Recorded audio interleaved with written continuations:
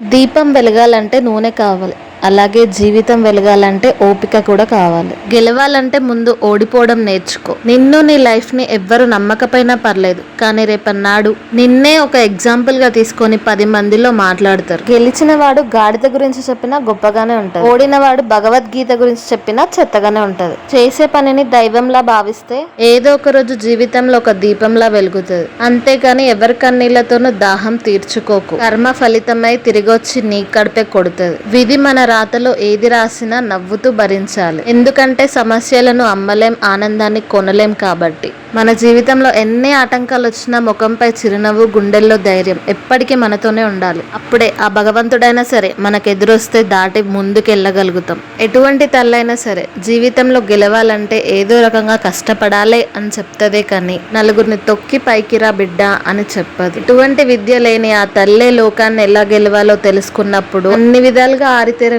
మనం ఇంకెన్ని తెలుసుకోవాలి, ఇంకెన్ని అనుభవించాలి, ఇంకెన్ని సృష్టించాలి. సో ఫైనల్ గా కూడా చెప్పేది ఒకటే, దేవుని గురించి మనం తెలుసుకుంటే మనలో వచ్చేది మార్పు. అదే ఆయనలా జీవించాలంటే మనకు కావాల్సింది ఓర్పు. నీలో ఆ ఓర్పు లేకుండా నువ్వు ఎన్ని మెట్ల మీద మెట్లు కట్టినా అవి ఎప్పటికో కూలిపోతాయో తప్ప స్థిరంగా ఉండవు. నువ్వు కట్టిన మెట్లు స్థిరంగా ఉండాలన్నా, నువ్వు విజయం సాధించాలన్నా ఓర్పు is must important in your life. సరేలేండి, అందరికీ అక్షయ తృతీయ దినోత్సవ శుభాకాంక్షలు. మళ్ళీ నెక్స్ట్ వీడియోలో కలుద్దాం. Bye, see you.